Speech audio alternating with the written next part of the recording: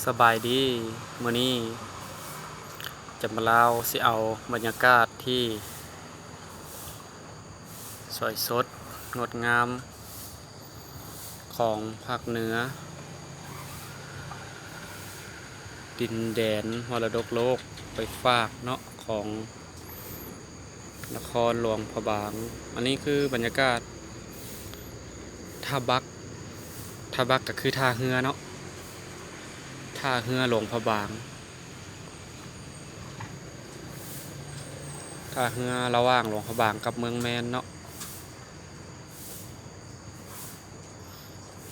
นี่คือบรรยากาศที่สวยสดงดงามอันนี้คือเรือของข้าเจ้าเนาะเรือของข้าเจ้าสิเป็นคล้ายๆคือเรือของจีนที่ข้าเจ้าไว้เฮ็ดต้อนรับนักท่องเที่ยวนะแต่บรรยากาศมื้อนี้มันสิเป็นบรรยากาศที่สวยสดงดงามเนาะฝั่งนั้นกับต้องมีเรือฝั่งของเมืองแมนจะจำปาลาวสิซูมก็มาฝั่งนั้นให้เบิ่งเนาะอันนี้คือเรือมันสิหลายๆเลยเรือของฝั่งนั้นก็เป็นเรือโดยสารเรือที่ต้อนรับนักท่องเที่ยวเนาะที่อยู่ไกลที่อยากมาลินนครหลวงพระบางก็มาได้เนาะอันนี้คือฝั่งทางเมืองแมนทางที่จำลาวข้ามไปลินเนาะมันจะมีทางนั้นก็มีหลายๆสถานที่ท่องเที่ยวคือสถานที่ท่องเที่ยวที่นักท่องเที่ยวมักไปลินอยู่ฝั่งนั้นก็คือ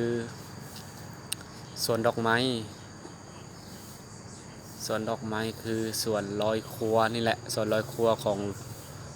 ฝั่งนั้นเนาะก็มันสิสวยสดงดงามที่จำลาวได้ไปเนาะอันนี้คือภาพที่จำลาวซูมเข้ามาใกล้ๆให้พี่น้องได้เบิ่งเนาะได้เบิ่งของภาพดีๆที่ยังมีอยู่ที่นครหลวงพระบางเนาะนี่คือธรรมชาติแท้ธรรมชาติว่าเนาะบ่มีการตกแต่งใดๆเลยทั้งสิ้นเนาะอันนี้คือธรรมชาตินี่คือจำปาลาวกับสีสั้นๆนี่เพราะว่ามือบ่นิ่งเลยอยากเข้าบ่จัก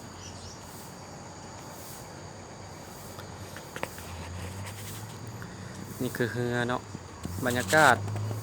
ดีๆเลยบ่มีการตกแต่งในบรรยากาศเทื่อนี้เนาะจำปาลาวบ่มักกันตกแต่งให้มันดูดีจำปาลาวมักธรรมชาติที่สวยสดงดงามแท้จำปาลาวก็เลยถ่ายแบบสดๆเลยเนาะโอเคเนาะอันนี้คือท่าเรือ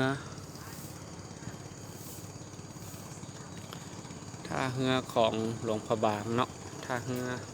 ไปอยากขี่เรือลิ่นก็มาได้เด้อเอาจำปาลาวคือสิเอาภาพตัวนี้เป็นภาพสุดท้ายที่ให้พี่น้องได้เบิ่งเนาะจะมาเล่าสิท้ายประมาณ5 นาทีกับธรรมชาติถิ่นนี้เนาะธรรมชาติแบบบ่มีการปรับปรุงแบบบ่มีการแต่งธรรมชาติคือธรรมชาติแต่ว่าภาพมันสิบ่นิ่งปานใดเพราะว่ามือจับปลาลาวนี่มันก็บ่นิ่งนะแต่ว่าจิตใจก็นิ่งอยู่แต่ว่ามือบ่อยากนิ่งปานใดนี่คือบรรยากาศรวมๆเนาะของท่าบักหลวงพระบางอันนี้คือบรรยากาศรวมแต่ปลาลาวคือสิโจ๊ะบรรยากาศไว้พอแต่ซ้ำนี้ก่อนเนาะไว้โอกาสหน้าถ้ามีบุญวาสนามาลินนครหลวงพระบางปลาลาวสิมาถ่ายให้เบิ่งใหม่ว่าธรรมชาติสิดีคือเก่าบ่ใครอยากมาลินหลวงพระบางก็มาได้เด้อเมืองมรดกโลกหลวงพระบางถือว่างามที่สุดธรรมชาติบาย